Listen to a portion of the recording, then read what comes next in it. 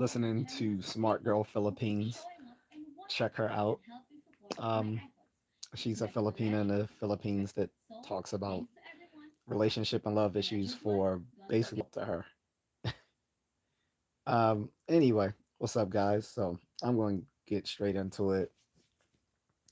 Everyone's talking about this today. I'm going to try to talk about it in a more civil way. I'm not going to cuss.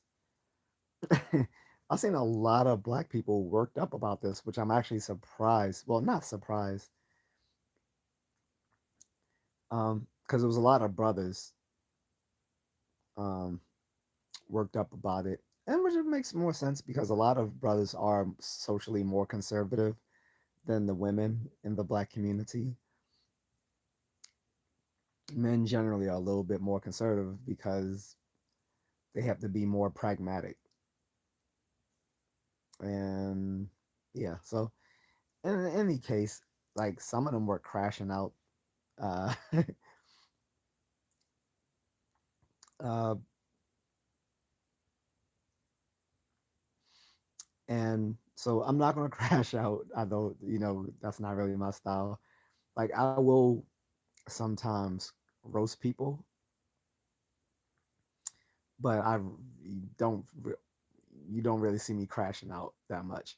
Well, other than going in on individual trolls sometimes, eh, but I'm chilling with that too. Um,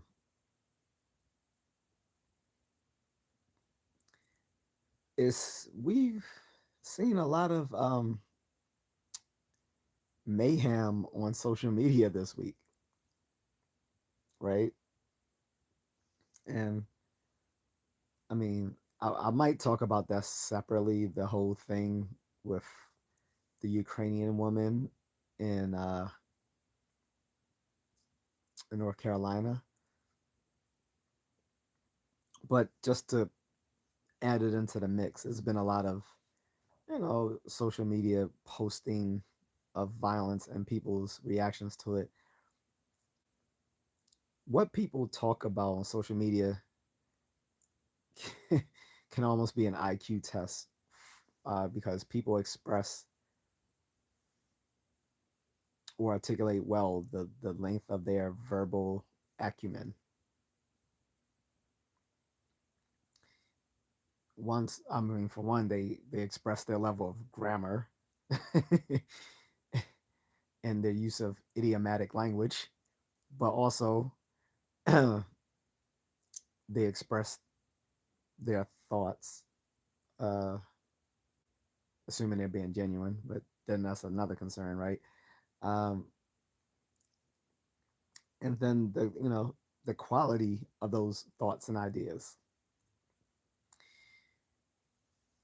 And when it comes to tragedies like a political assassination or attempted assassinations, stuff like that, people are all over the place, with some people gleefully rejoicing in it, some people finding it reprehensible, others indifferent, and all things in between. And so, first, I want to just say, rest in peace to Charlie Kirk and condolences to his family.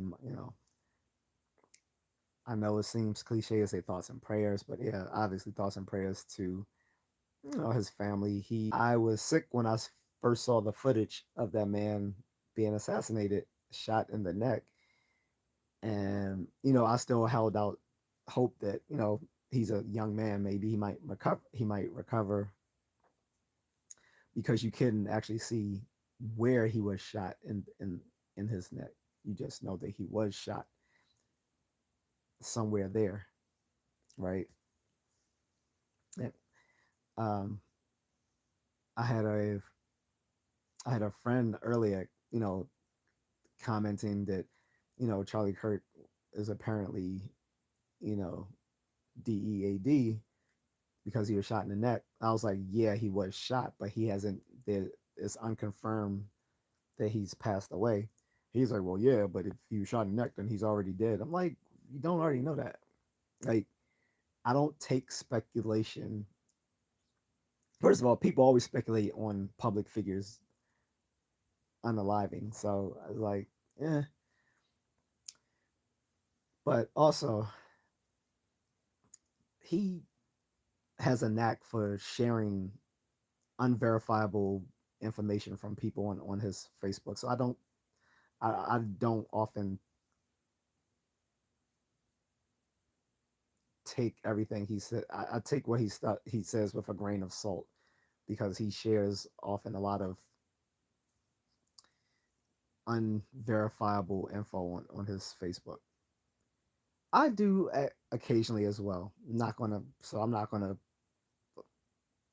pretend as if I don't. But when it comes to like things of import, like someone's like the passing of some celebrity, especially if it's by through threat of violence or something else tragic, then I'm going to look for you know official sources, whether that's through AP, Reuters, um, what's the French one called? Francaise Press or something. I don't know, but those are the three major news sources, international news sources, or coming from a government. So when he and the reason again was like from the time that I heard he was shot until he told me that he thought they he must be already unalive. I'm like, yeah, well, we'll see. I mean, we can say yeah because he was shot in a vital area that he passed, but I needed to be confirmed first because being a person of being someone of a scientific nature, I need my evidence confirmed before I accept the claim. So that makes you less liable to spreading falsehoods, which is why I'm pedantic. And I know it annoys probably my friends and others, but I prefer to be pedantic to keep my statements true. And so once there was confirmation through the president himself telling of Charlie Kirk's demise, that's when I was like, all right, well, looks like this happened. And I was like, that's crazy. Um, but that wasn't the worst part. The worst part was the gleeful rejoicing by people. And that's why I left a post saying the left strikes again. And when I said the left strikes again, I didn't necessarily mean that the shooter himself was a leftist, although very likely could be.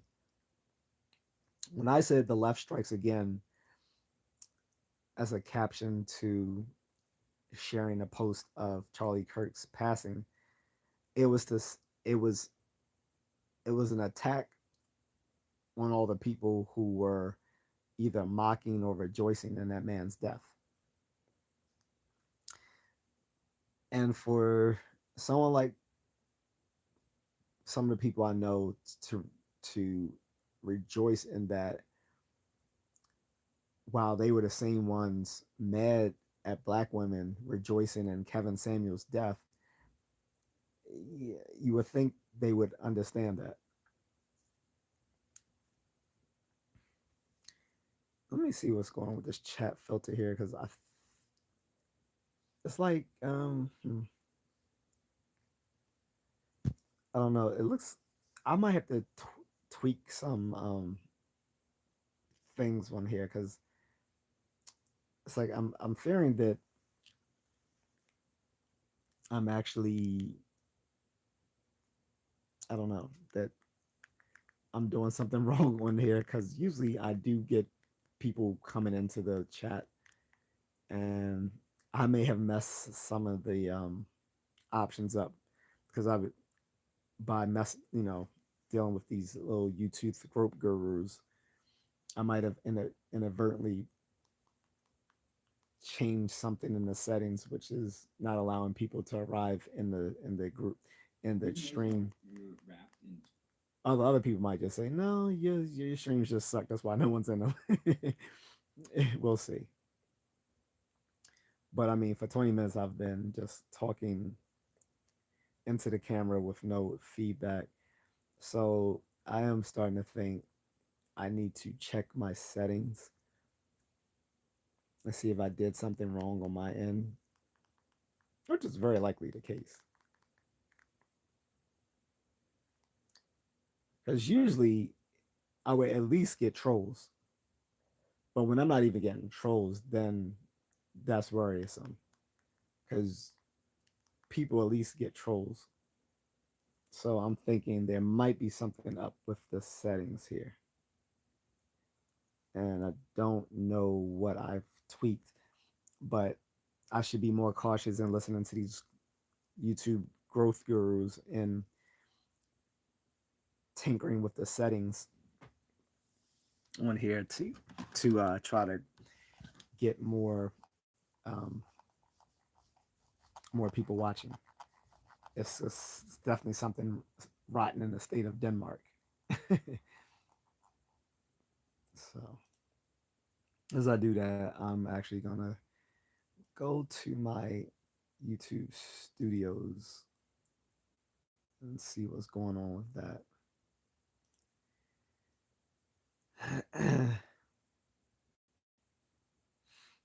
And I'm just gonna while we're talking about this, I'm gonna just say something that comes from Batman himself. Everyone who watches me know that's my favorite superhero. You know something, and I know he's a fictional character, so I'm gonna follow this up with a quote from a real person because some people will be like, "Oh, you're talking about a fictional character or something, something, something." Because some people can't, you know, some people can't abstract away from those irrelevant details. But okay, still gonna say it anyway. You know, this is something Batman himself said. Drink some water here. Stay hydrated, guys. You know, wishing death on someone is to concede our humanity. We must be better than that. And I agree.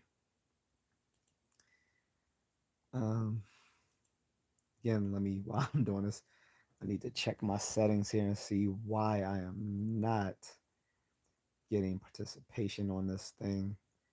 I've downloaded a lot of stuff to help me with my channel between this vidIQ stuff, the Streamlabs, some other things, and I'm scared it's affecting it in some way. Uh, Thumb, but that's just to make thumbnails. Hmm. I like I said, I think I've inadvertently tweaked something this blocking put blocking participants to the chat room. Maybe I'm wrong. If so, that means I just got to work on getting people vested in the in my streams here because I already knew at least one or two people that was asking me if I'm going live later, tonight.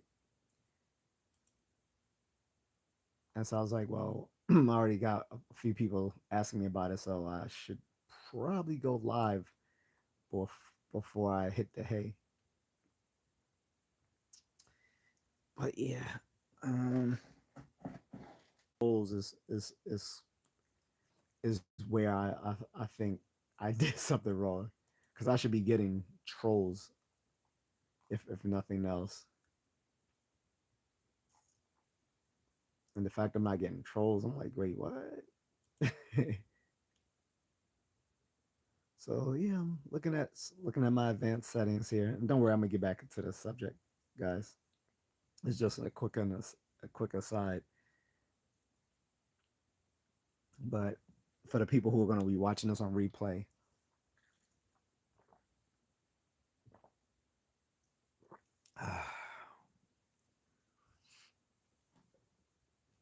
hmm. Let's see. I let viewers hype my content, allow viewers to click my content. Uh, huh. Put on my glasses here for a second, guys, so I can look like a little proper nerd.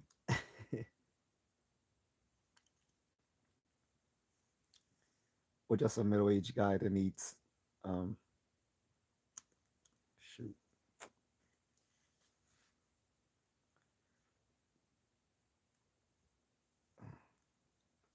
All right, there we go. Or just like I was about to say, or just a middle-aged guy that needs his eyes corrected.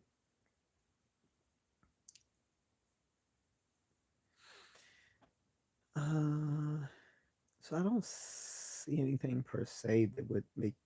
Hmm,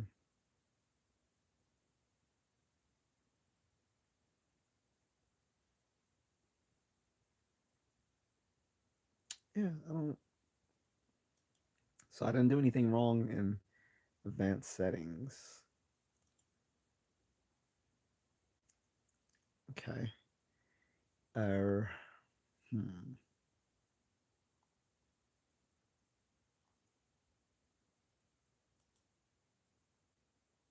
As far as I can tell,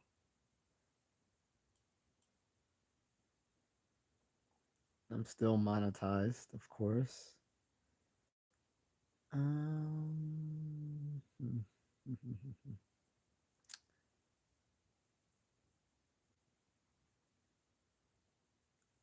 Yeah.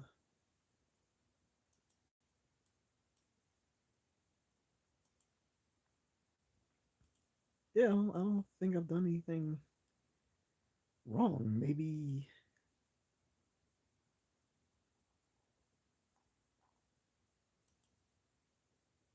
hmm, I haven't blocked any categories.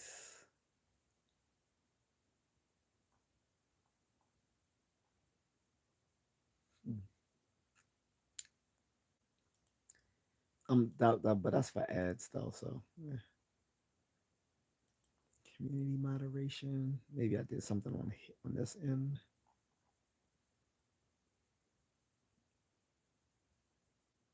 Uh, I don't think. Yeah,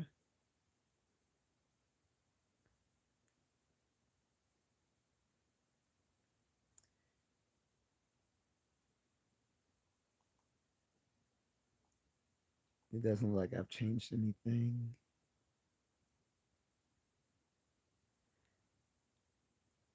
Oh wait, this is who can post subscribers.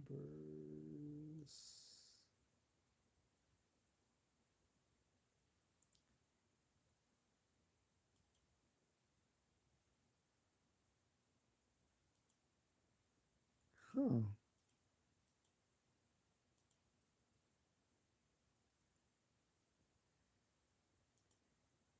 Okay. Okay. Yeah. So only my in community posts, only subscribers can post to it, but that's not anything to do with my live streams here. So I'm just going through everything meticulously. Sorry about that.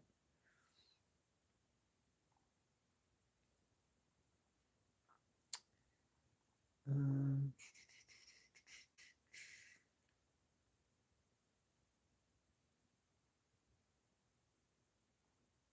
huh.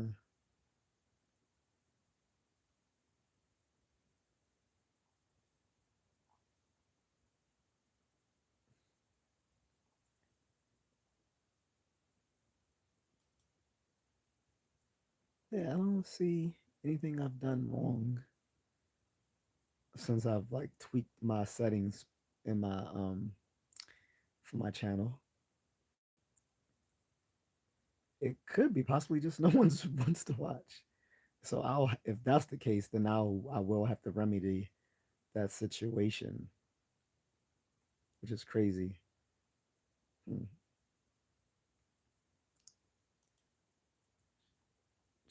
Guidelines. Huh. Yeah, I don't. Hmm. Between community moderation, looking at the channel settings and all this sort of stuff, I don't think I've. Hmm. Yeah, I don't think I've done anything. Let's see here. Um,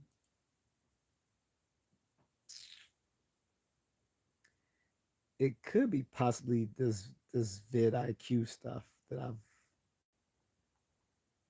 I might have to check if it's vidIQ that's affecting it because that would to me should be the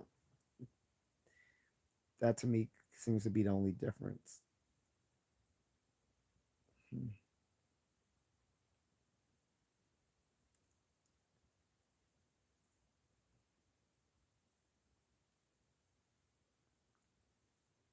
Hmm. Yeah, mm, yeah, it possibly could be that some of these add-ons that I've been using could have affected this.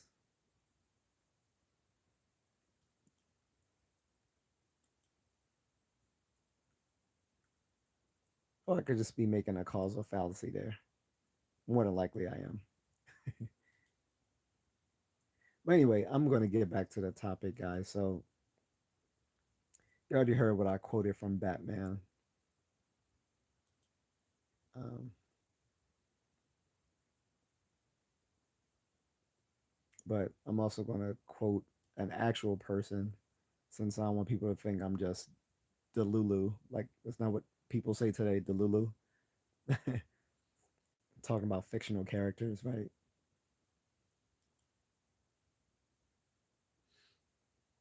Mm, so here's something Carl Sagan said back in, I believe, probably the late 70s. For people who don't know, Carl Sagan was an astronomer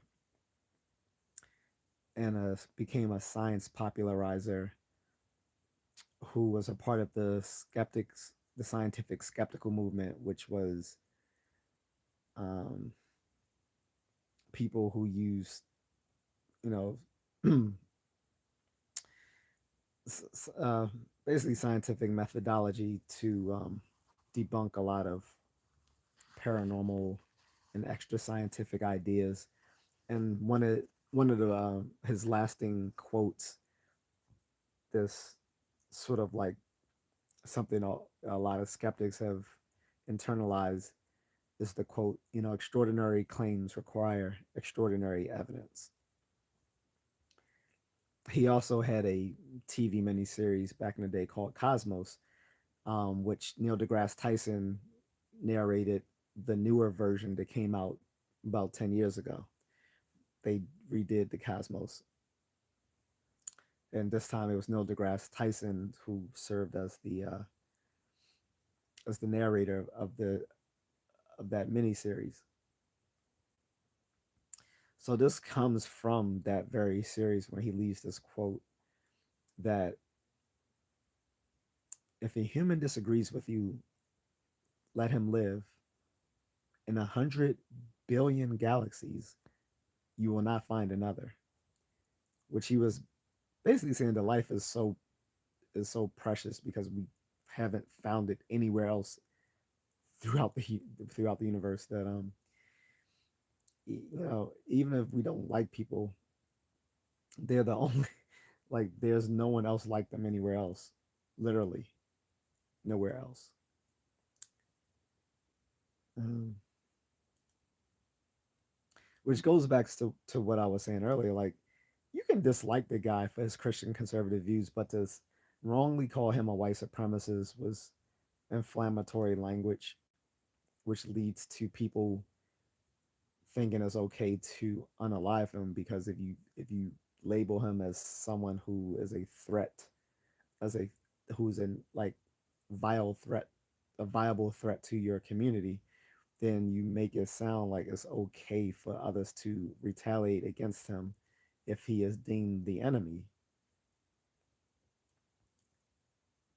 Not just an enemy in the epistemic sense where we just disagree on our beliefs and things of that nature, but no, you're not. You're also like an actual threat to my community because of the ideas that you spread. When he's not spreading any ideas which are uncommon in the Christian conservative community.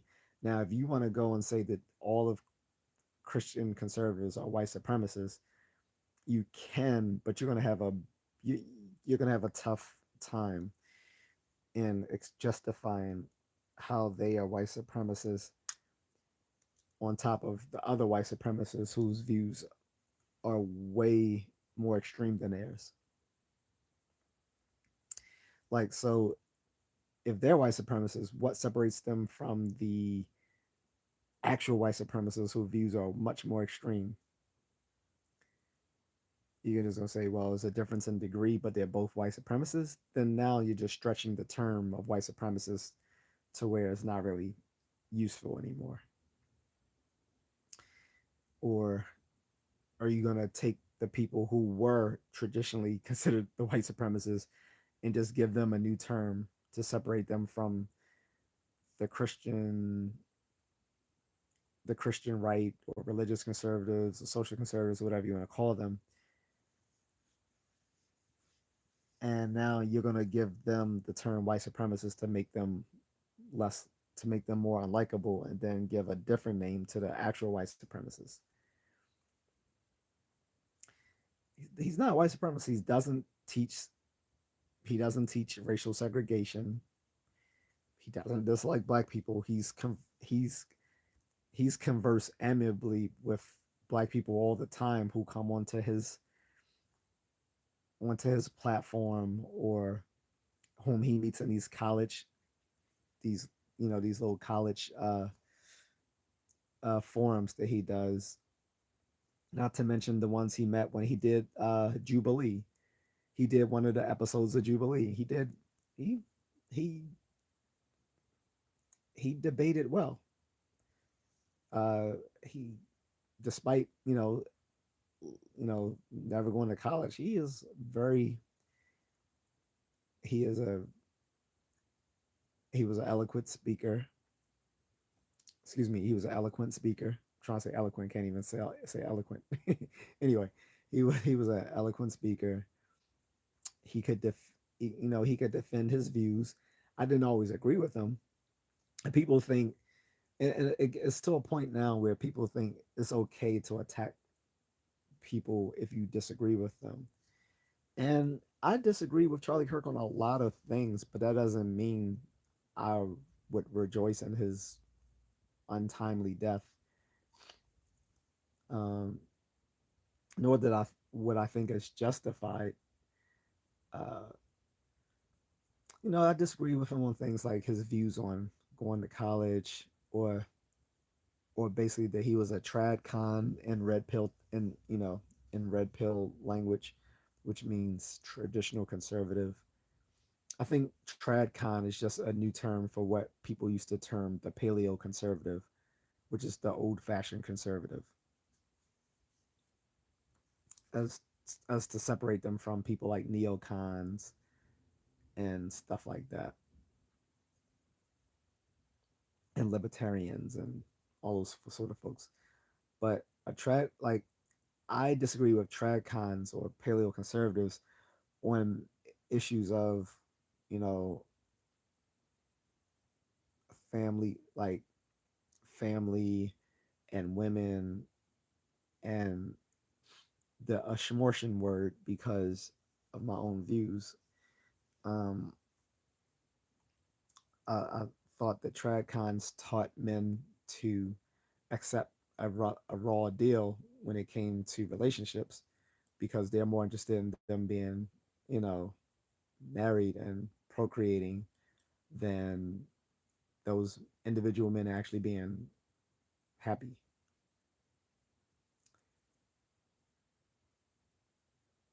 So that's how I see it. And and like I didn't always agree with his takes on, racial dynamics, but again, that's a far fetch from saying that he was, a white supremacist or that he was racist. I don't think he was either. I don't think he was white. I don't think he was a white supremacist. Nor do I think he was racist. I think he was just a Christian conservative who used his platform to share his views with young people. Because that was the whole point of Turning Point USA, was to basically go forth and um, spread his Christian conservative ideas to younger people. And some people used to think that he was bullying them. Well, not really, because first of all, he was young himself. He died at the age of 31, which meant for the past, I don't know how many years he's been doing this, what, 8 years or however long he's been doing it. He was kind of young himself,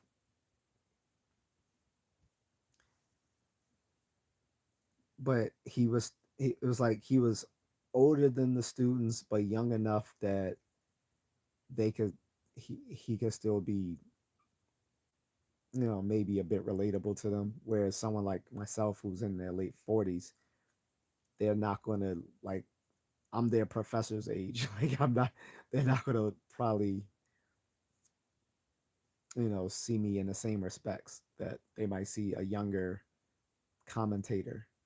Although I would welcome doing so, but I would, I would tell political commentators now, both on the left and the right, you might want to chill on visiting the colleges because this attack on Charlie Kirk happened at a Utah university,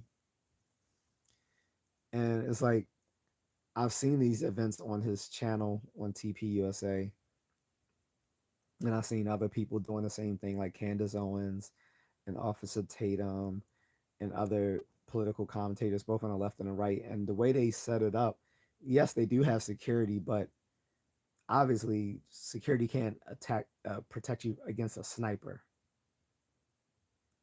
Like this person used a high powered rifle to take his life.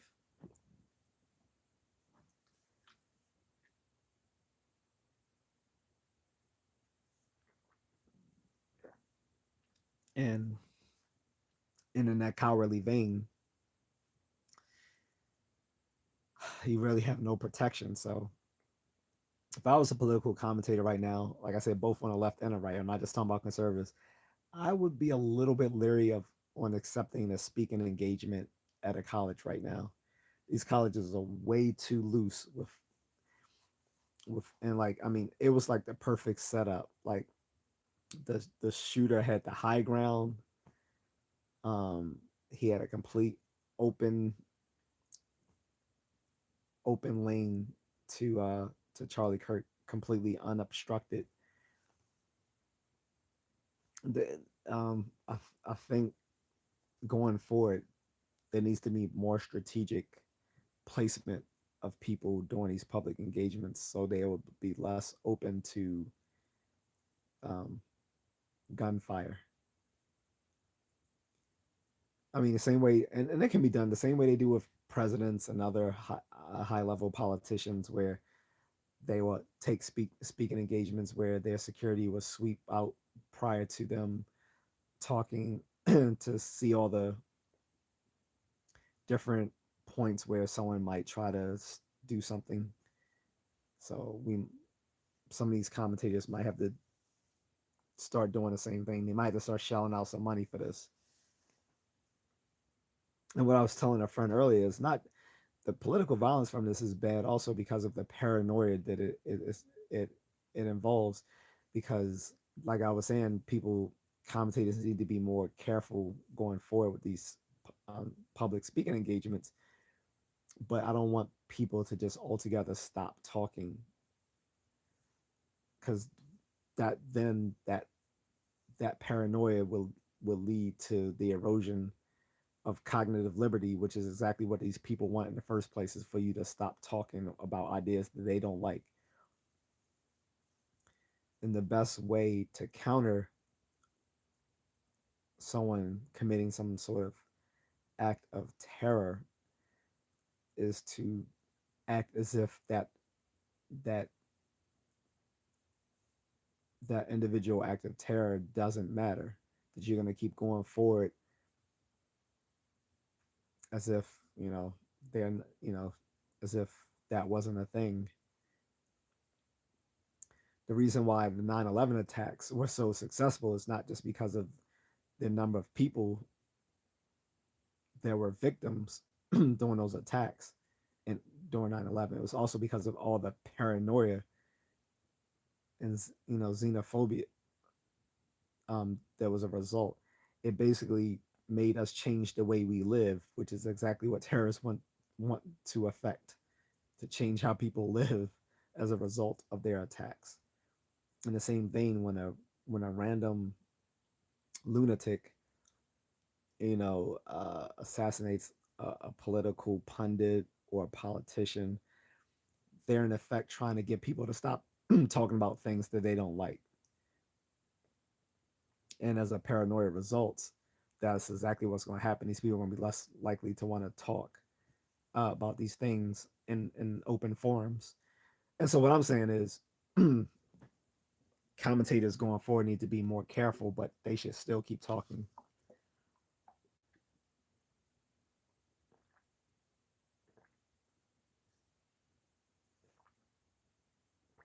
That's what I think. And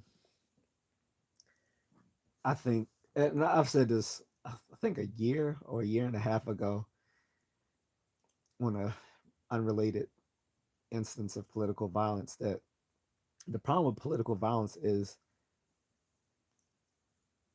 it it erodes democracy. So if anytime you disagree with someone, you can just use threat of violence against them, you can't have a democracy, because democracy sort of depends on a marketplace of ideas and free thought. But how do you know, how can you have that when everyone's scared that they're going to get murked because someone didn't like what they got to say? And I mean, there's you don't have to look far to see how this happens. When we can look to the continent of Africa, where there's always like a coup d'état, or some sort of military coup of some unlikable politician, whether they deserved it or not. And it's like political violence just begets more violence. It doesn't stabilize a country. It will stop people from talking freely, but is that what we want? And people gleefully rejoicing at this need to recall, like, hey, it can happen on the other. The shoe can, can the shoe might be on the other foot next time, where say it's a liberal or progressive commentator, and now they're getting assassinated for their views from a mentally unhinged person on the right. And so far, I'm not making any assumptions of the shooter, that he was on the left or the right. Most people have assumed that um, unhinged, unhinged political assassins are always on the political right, and that's just not true. We've seen since last year with the attempted two attempted the two attempted assassinations of Donald Trump, that these people can be on the left or the right. As I was telling someone earlier in one of my YouTube shorts, they're mentally unhinged people coming in all political flavors. Yes, they will typically be a male. I think we can safely assume that, because more males exact physical violence. Um, Women tend to exact social violence, men physical violence. So it's not necessarily true that women are less violent. They're just less physically violent, but they're more socially violent, which is why they're often the ones who spearhead things like cancel culture. But anyway,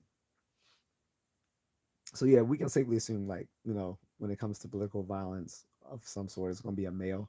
But to say whether the person's going to be white, black, liberal, conservative, old, young, uh, those variables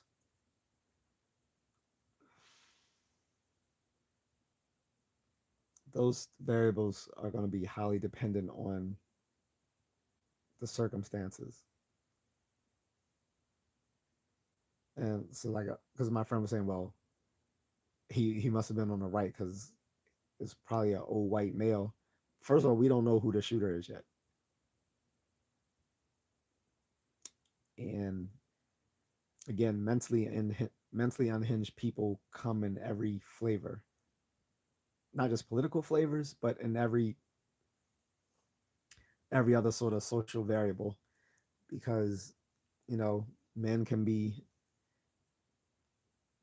mentally dysfunctional, women can, young people can, older people can, someone who's liberal can, someone who's conservative can, someone who's religious can, someone who's atheist can. That is a psychological issue. That is not a political issue. And so then my friend was like, you know, old white male. I'm like, yeah, okay, but we don't know who the shooter is, and even if he was an old white male, that still doesn't necessarily mean conservative. We have a lot of old white male hippies, um, to put it in that old fashioned word, hippies. We got some old white male hippies. Um, Also, the guy who took the shot at Trump was 20 years old. Ryan, whatever his name was, he wasn't old. Now, the guy who tried to attack him in the golf course, now he was older. He was 58. So that was a middle aged guy. But not necessarily guaranteed to be an old white male.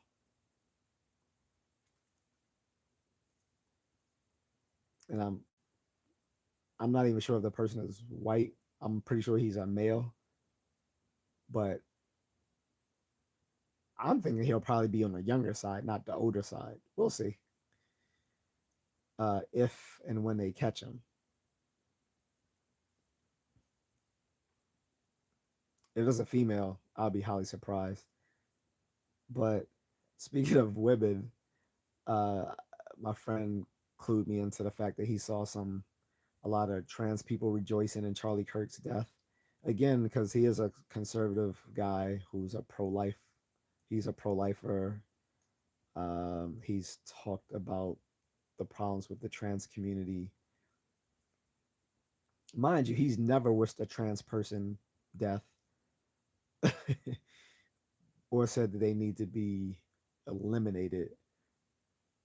And then, so well, people will cherry pick stuff that he said in the past. Mind you, he was only 31, so people are going to make some verbal gaffes. Some of the people I saw critiquing him often say dumb shit. The difference is they don't have they don't have a huge media platform from which people can judge every dumb thing that they say. Because I've had friends again said some horrendously stupid things on a lot of topics, particularly political. But again, they're not saying this on a large public platform where they can be judged for every single thing they said. Because guaranteed, if those same people were on a public platform saying the goofy things they used to say that it wouldn't go well for them. It would not go well. But so one of the things I keep seeing is people saying, well, they're going to gleefully rejoice at his death because why should they have empathy for him when he didn't believe in empathy himself? And again, sometimes I'm just shocked that otherwise smart people can make such fallacious reasoning, can commit such fallacious reasoning.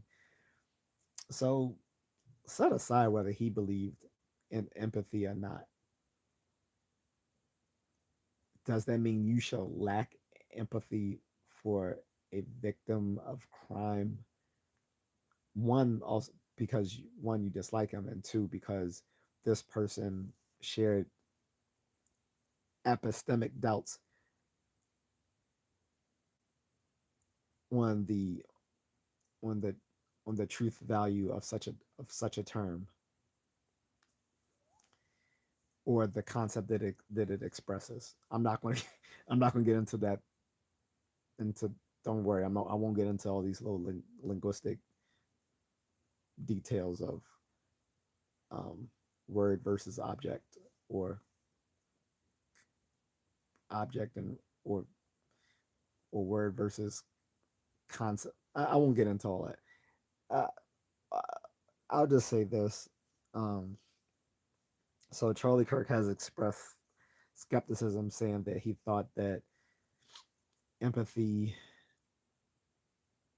was made up or a new age term. And I think what he was getting at was as opposed to the word sympathy. And in that vein, he's not the only one who's attacked the word empathy, saying that it seems to be a made up term as compared to the older term sympathy. But, but yes, he has said that he thought it was a made up word in a new age term. And to give more background, he said so because he thought that the word could be used as a weapon for acts of self destruction, or used to justify beliefs that are contradictory to traditional or Christian values.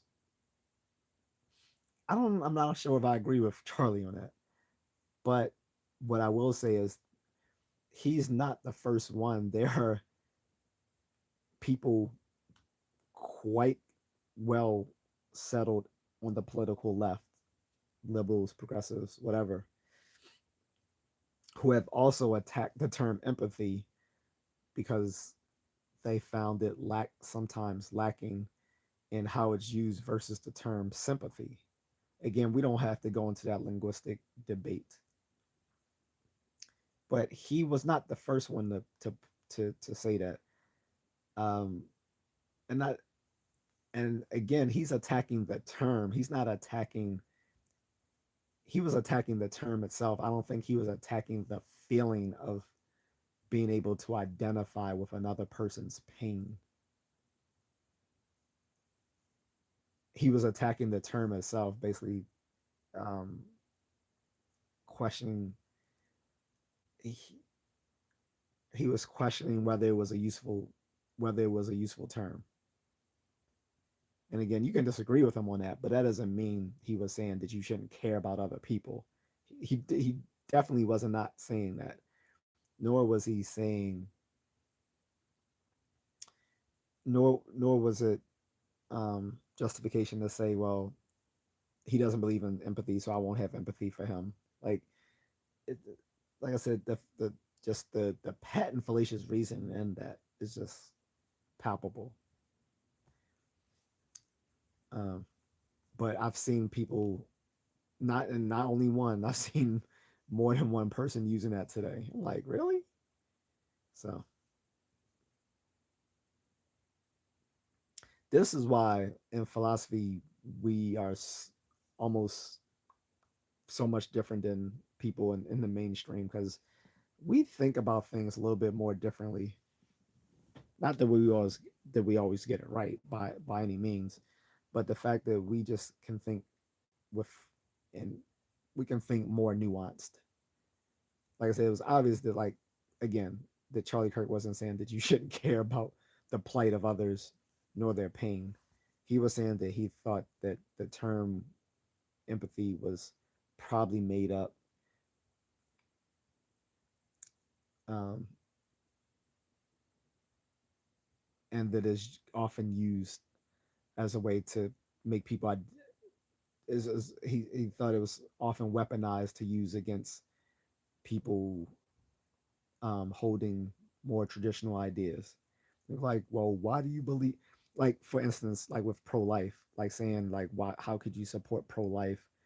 When it should be a woman's choice, blah blah blah. And he can say, well, because of my Christian views, this is why I disagree with that. And people say, well, you don't have empathy for the women. And I'm like, yeah, you're just kind of like just using that term as a cudgel. I can get why he's saying that. But he's not saying you shouldn't care about other people, nor should you not care for their pain. He was, I, I see how he was talking about the term. Again, not to say that I agree with him, but I think I've been yelling into the ether now for an hour. I'm about to wrap it up because I'm. This is the second time I've done this live stream, and I'm not sure why I'm not getting anyone participating. Like I said, the reason I know there's a problem is because even if I don't get a lot of people participating, there's always going to be trolls who drop in. So I might, so I know it's something that I've done on my end that needs to be corrected.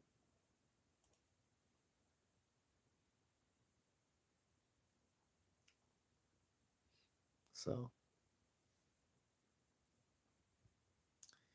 Um, anyway, I can talk more about this, or if people finally do watch this when it comes on replay, you guys can take to the comment section and have at it there and critique me. Or if you want to agree with me, that's fine as well. But I don't need, anyone to be a sycophant. Unlike some of my Hotep friends who have these huge social media platforms on Facebook and Instagram who rely on their sycophants to uphold their ideas. My ideas are upheld by the the principle of reason, or they fall flat because they don't rise to the principles of reason as well. So um,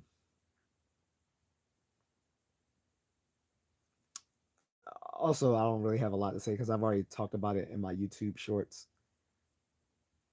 and it's I don't want to beat a dead horse. I didn't want to say that because, but yeah. Anyway, I will say this also. I did actually watch Charlie Kirk's on his platform. So I've been doing this in the past 3 years. Like whenever I found people who were very well unliked on the left and made me reflectively also dislike them, I ended up actually looking into their views myself. And I found out I agreed a lot with a lot of them.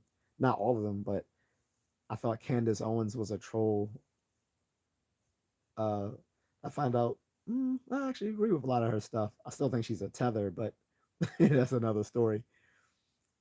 Charlie Kirk, looked into him. I'm like, okay, I actually rock with a lot of stuff that he says. Officer Tatum, uh, the Hodge twins. I, well, I won't say anything negative about them. I end up watching just Pearly Things, um, Ben Shapiro. Now, someone who is an actual white supremacist, I'm not going to watch. People like Nick Fuentes. He actually is an avowed white supremacist, so I'm not going to watch him. Now, there's a different again. So, and that's what I said. There's a difference between someone who's just a Christian conservative or trad con, whatever, compared to someone who actually avows white supremacy, like a Nick Fuentes.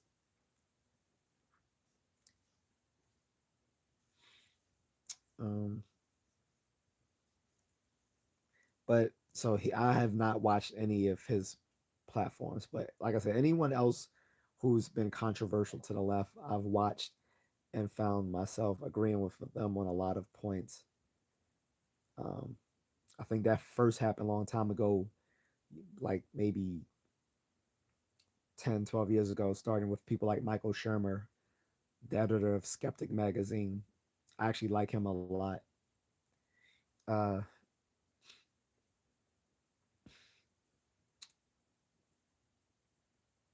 and then it progressed like I said, people like Ben Shapiro, Charlie Kirk, Candace Owens, Officer Tatum, Hodge twins. Again, I don't really rock with the Hodge twins like that because and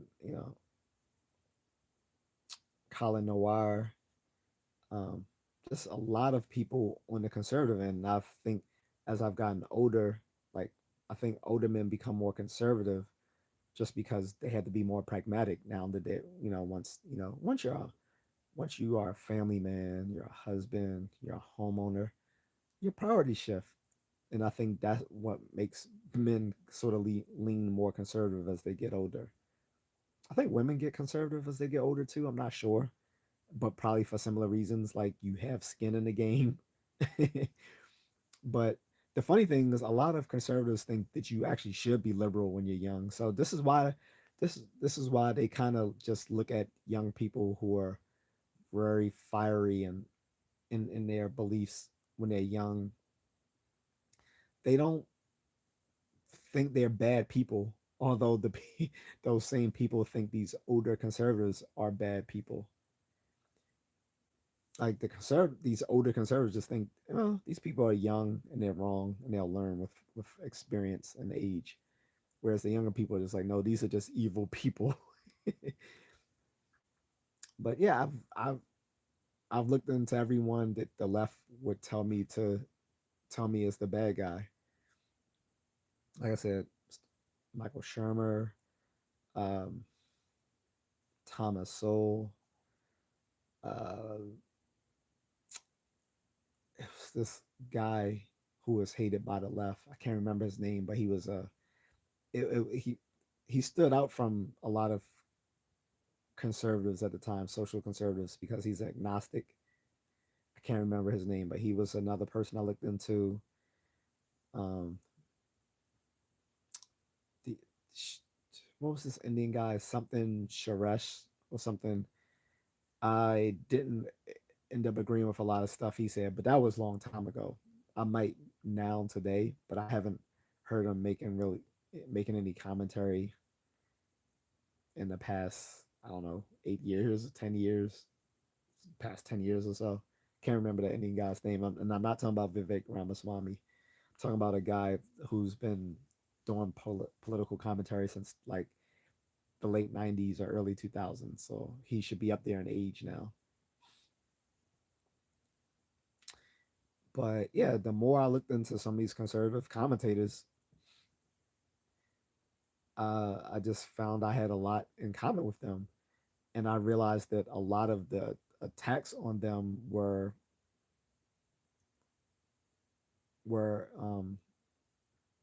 uncalled for. Like people called Thomas Sowell a sellout, Candace Owens as well, Officer Tatum. Um, they consider anyone with these Christian conservative views to be supremacists, like Charlie Kirk or Ben Shapiro. And it's like you can disagree with them on a number of things, but I, you're probably a lot of them. You'll still find they have a lot in common with you on certain things. Now, I think black conservatives can sometimes go too far, and that's where some people will say they're just kind of pandering to white conservatives, and I get that. That's sort of how I think of the Hodge twins, and now I think a lot of people are saying that about Officer Tatum. I still rock with him. Now, what I would say about the white social conservatives, a lot of them still seem to have like a sense of humor. Like Ben Shapiro, it's kind of funny. Charlie Kirk, he had a sense of humor. He was a funny guy. Um, probably not, I don't know if he's as affable as Ben Shapiro, but I don't know. But I've seen him be very likable. And like I said, he was not a white supremacist. Like I remember when he would talk with some black people at these college events, and he was he was like really like it would be some of them there who he was really vibing with. Like sometimes he actually changed their mind on some ideas, and like they would shake hands. He would give them like like a free t-shirts and hats. Like, hey man, would you like a shirt? Would you like a hat? He he was not a white supremacist. Like I said, Nick Fuentes is a white supremacist. Some of these folks on X, there's these there are these there are these guys who are both incels and white supremacists that thrive on X, formerly known as Twitter, right? I'd rather just say Twitter, so that's what I'm talking about when I say X. But there's a bunch of them that thrive on X, and these guys are just straight up white supremacists. Like the dude Myron Gaines from Fresh and Fit, he likes chilling with these guys in their little circles. And the funny thing is, like, they have no respect for him. Like, they're cool with him being a like with him agreeing with them on their views, but like they'll tell him like, yeah, and once we get all these black people out of the country, you're leaving too, right? He was like, wait, hold up. It's like, no, what you thought you were an exception? He's like, we're not making any exceptions. But yeah, um, it's like if you call in someone who's just a regular Christian conservative white supremacist, what do you call the actual white supremacist? Super supremacist? Like what? It's like at this point you're just misusing the term. This is why certain certain derogatory terms lose uh they lose their connotation because they're over the scope of these terms are being overused. Like racist is so overused nowadays. To call someone racist, it, like it doesn't have the same impact as it would have, like say in the '60s or the '70s. When you call someone a racist back then, it it hit harder because it you know it wasn't such an overused term. But to call someone racist now, it doesn't really mean anything. It's like I said, I'm called racist by other black people, not towards other groups of people, but towards my own group. Like, really? I'm racist? And the only reason they say that is because I don't accept their radical left beliefs. And it's like they somehow entokened radical left beliefs to be part of black identity. It's like, no, I don't have to identify with Hotep and the Black Power movement ideology to be black. Like, and I was like, if so, I'm simply just gonna say, well, forget you guys. I'm not a part of this black community then. But you're not gonna take my my black identity from me because I don't fit your little Hotep views. And like I said, people who are rejoicing in political violence don't see that is how political violence is ultimately self-defeating. But that's just because a lot of people on the radical left are violent and as mentally unhinged as their counterparts on the fringe right. So I'm gonna leave off with that since again, no engagement in the chat room, and I think it must be something on my end that I've done with the chat room because, like I said, I would at least usually get trolls in the chat room. The fact I'm not even getting trolls means there's something wrong. So I'm gonna work on that, guys. I apologize, but when you guys do see this on replay, to let me know that someone watched it, just leave some comments. That way, I know that people watch this. Um, either during the live and they just couldn't comment because somehow I killed the chat room, or that they didn't watch it until the replay. Either way, if you are watching this or you've seen this as I'm doing this live, leave a comment to let me know you saw this as it originally aired. If you're watching it on replay, let me know you're watching on replay. And give me your thoughts on Charlie Kirk's assassination. Leave me your thoughts on political violence. Leave me your ideas on whether we should be free speech apps, whether we should have absolute free speech, as I believe. I'm a free speech absolutist. And that's basically what made me stop being a progressive, because progressives no longer believe in free speech. They only believe in speech for their beliefs. And that's not free speech. You can't have free speech only for the ideas that you support. That is rationally incoherent. Um, but again, the pursuit of reason and free speech has left the building when it came to progressives probably a decade or so ago. But I'm still the same dude from 1995. Anyway, thank you guys. Let me know if you saw it or not. Leave comments on whether you watched this, when you watched it, and your thoughts on Charlie Kirk's assassination and on political violence. And whether you think I'm completely off the wall, or you agree with me, or you can tell me where you agree and where you disagree. All of that's cool, but thank you. And again, rest in peace to Charlie Kirk, and condolences, thoughts, and prayers to his family.